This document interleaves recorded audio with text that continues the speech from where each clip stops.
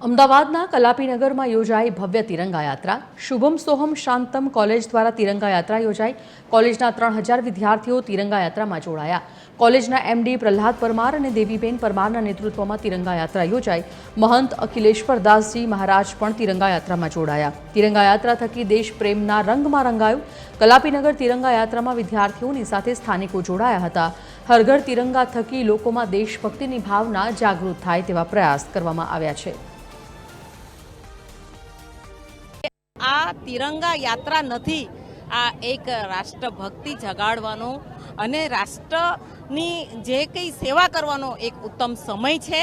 અને તેના માટે અમને એવો એક વિચાર આવ્યો કે કેમ નહીં અમારી જે સંસ્થાઓ છે, જેમાં Shubham Soham Shantam nursing college, doctor BR Ambedkar law college અને કસ્તુરબા ગાંધી ફિઝિયોથેરાપી કોલેજ, એમ કરીને અમારા 3,500 થી 4,000 જે વિદ્યાર્થીઓ છે એમને એક રાષ્ટ્રભક્તિ જગાડવા માટે આ એક અભિયાન અમે પણ એક તિરંગા યાત્રા કરવા માગીએ છીએ, જેના માટે આજનો આ કાર્યક્રમ કરેલ છે।